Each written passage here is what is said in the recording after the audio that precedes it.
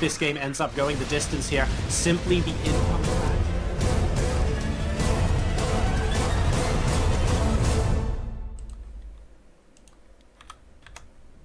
Ladies and gentlemen, boys and girls, welcome back to game number 5 and potentially the last game of the ESport.DK Tournament Finals held in Denmark. This LAN tournament, held after the Copenhagen Games, has seen a pretty impressive series so far from SpaceMarine. But let's not count out his opponent, who spawns in the top right-hand corner of merry-go-round with an opportunity to bring this back. Can he do it? Representing ECV, we have Snovski. And he's going to be facing off against the player who is one game away from winning the best of 7 finals of the ESport.DK tournament. Representing Team Gravity, we have SpaceMarine. Which is interesting, because there is no gravity in space. But hey, I guess that's what he brings to the team. A sense of weightlessness. He's currently up 3-1, having played a pretty good PvP series. Basically DTing every game after Snovski has been DTing and winning those games as well. So an interesting dynamic here.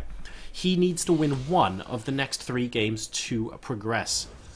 On the other hand, though, Snovski, he still has every opportunity to win this. Yes, he has to win 3 games in a row, but it is PvP. He can just consistently play a little bit better than his opponent and allow an advantage to potentially snowball if he plays his cards right. This isn't a time for panic. Panicking will not get him anywhere, but at the same time, compared to other matchups, things are sufficiently razor-edged on PvP that if he raised his game here, he can actually just consistently take games. We'll have to see if he can do it, though. It'll be pretty impressive if he does. Both players going to be scouting counterclockwise to begin with. Unfortunately, SpaceMarine is not going to spot that. And we have Snovski. Actually, he's going via the watchtower, pardon me, not scouting counterclockwise. He will be able to move in and see SpaceMarine first. So, nice little bit of juicy info early on here for Snovski. We'll know just a little bit earlier that there are no proxy-style shenanigans coming out from SpaceMarine, and that he can basically play his normal game. Second gas now being taken for SpaceMarine as well. We've got the Cybernetics Core continuing to chrono boost those probes. Nothing out of the ordinary at this early stage of the game. We do see a slightly earlier, once again, second gas coming out from Snovski, but they seem to be evening out to a very similar amount in gas count. So we'll be checking out those tech choices very soon. We've only seen a Stargate once this series. Are we going to see another one here on merry-go-round? It's possible, but I'm not sure. The Oracle didn't get any damage done whatsoever on Overgrowth, so we'll have to see if either side has the faith to do this again.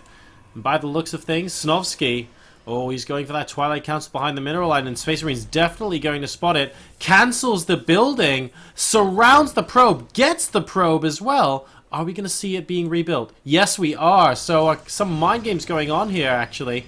Snovski going for the Twilight Council, cancelling it when it got scouted.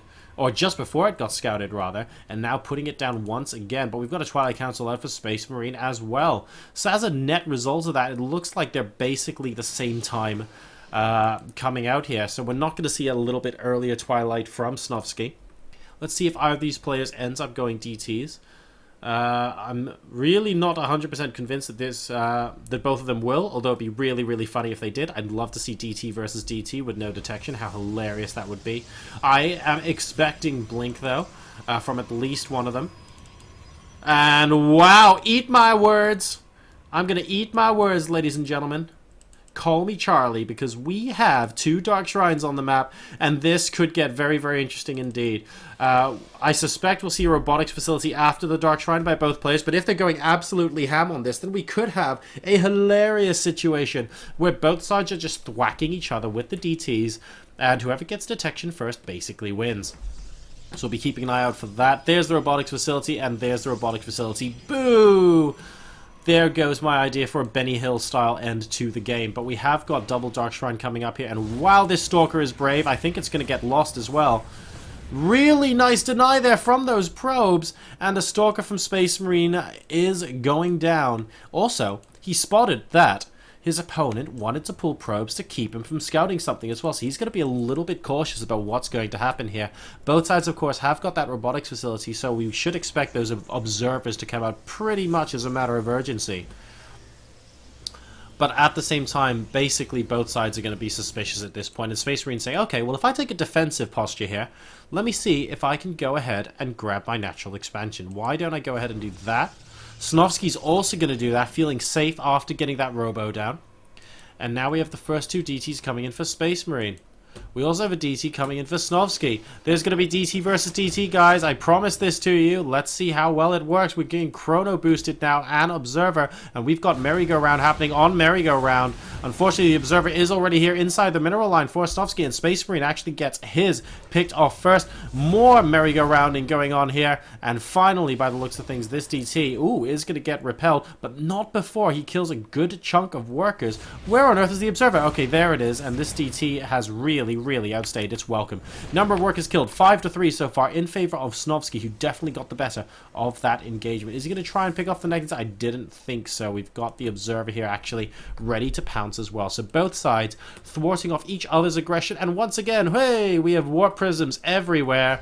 Hopefully we get to see more double Immortal drops because they are just so much fun and seem to change the outcome of so many games. Really looking forward to seeing how much damage we're going to get done here with those Immortals in this particular game. This DT really working hard for his money here. 6 kills so far. Will eventually go down, bringing the Workers kill tap to 7 versus 3. Alright, War Prisms everywhere now. He's going to load up before he gets in the base. There is actually a portion of the base that isn't basically covered by vision. And we're going to have Warp Prism versus Warp Prism, like ships passing in the night. Let's all pretend we didn't see that. And let's just casually move into the corner of the base. There is one single Dark Templar here. And a Warp in from SpaceMarine to try and thwart the Warp Prism. Will successfully pick off that DT, actually. And that Warp Prism isn't going to do very much. So now SpaceMarine coming in with aggression of his own. Is he going to stay in the corner of the base? Yes, he does. He looked like he was just going to march straight into the mineral line there, but he could be a little bit more tactful about it. There's a single Dark Templar moving out. And there's the Photon Cannon finishing. So 1 probe goes down. 2 probes go down. 3. Is he going to get a 4th? He almost gets a 4th, but the Stalkers are now on hand. He's out of cannon range, but does it even matter? No, he's going back into cannon range, and that is not going to do anything at all. Photon Overcharge also being discharged here in SpaceMarine's main base. And the Mothership Core is present at the natural expansion as well. So currently it's 36 workers apiece. Both sides going Dark Templar aggression. Both sides failing to get too much done. We've got follow-up Blink coming out from SpaceMarine. Really wanting to try and finish this game right the heck now. Are we going to see Snovski coming with these Stalkers and pick it up? Not quite. SpaceMarine does move out just in time. He needs to be so careful, though, because these Stalkers, they only takes a volley or two. And then the Warp Prism and the dynamicism of your play in this game goes down the toilet pretty quick. Right, so upgrade situation. We've got the Forge nearly complete here for SpaceMarine, but note that +1 is halfway done already and being chrono boosted for Snovski. This could have the potential for a great timing attack for our teal player, so we'll keep an eye out for that, and he'd be able to drag the series back to 3-2 and stop SpaceMarine from taking the series and the tournament on Merry-Go-Round here, but can he do it? Robotics Bay, on the other hand, going down here just as it's about to finish as well. For Snovski, so he's just comfortably ahead in tech right now, and is going to be starting up that Colossus production immediately. He's approximately 40 in-game seconds away from his opponent, so he's just comfortably ahead. We have another DT moving into the natural expansion here before the cannon actually completes. That's going to be incredibly frustrating. And Snovski at the moment, he's playing really well. He's just constantly being really frustrating to SpaceMarine, and by the looks of things, will be able to do a good amount of damage here. This DT is still absolutely doing so much, and even though the Observer is here, the DT is still going to try and give his life and kill as many probes as he possibly can. We're now taking the total tally, ladies and gentlemen, to 20 versus 6, and all of a sudden Snovski is 50 versus 40 workers ahead. That is absolutely huge, but we've got the double Immortal drop to try and make up for it here. SpaceMarine is going to go around the back. Let's see what he can do.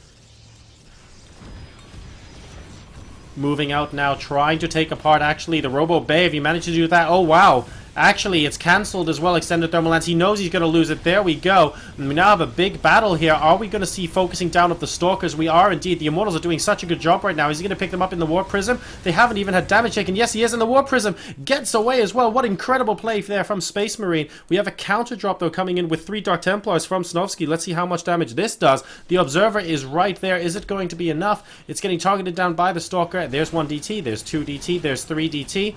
But everything is seen. He's not actually warping in any additional units, and he's going to have to get out. Needs to be so careful, or he just loses the Warp Prism straight up, actually.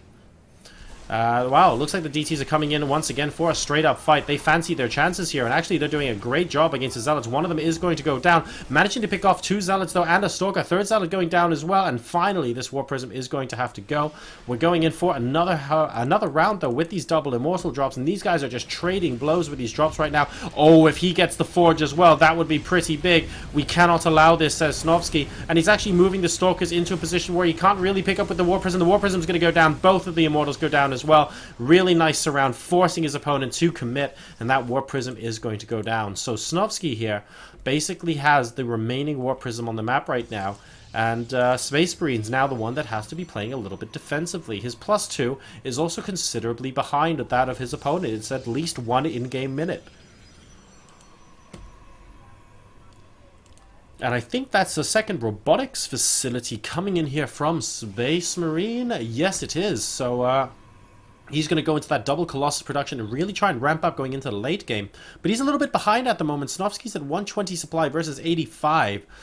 He still holds that 10 worker advantage from earlier as well, just with that fantastic drop play and the DT micro that he employed earlier on in this match. And he's also got a bit of a lead in army supply as well. So let's see how he can make this count. He's moving in, actually. Photon Overcharge immediately getting put down at the National Expansion. And Snovski's saying, you know what? Screw this. I'm going to absolutely go ham. Let's see if I can do this. We've got 1 Colossus going down, 2 Colossus going down, and that Time Warp doing nobody any favors at all. That last Colossus actually could get focused down, but Snovski is going to move out for now. And that was a decent amount of damage. He's at 114 versus 61. GG, that's going to be enough. And Snovski, ladies and gentlemen, takes it to a game number 6. He is not going to go down without a fight. 3-2 SpaceMarine going into game number 6. See you in a sec.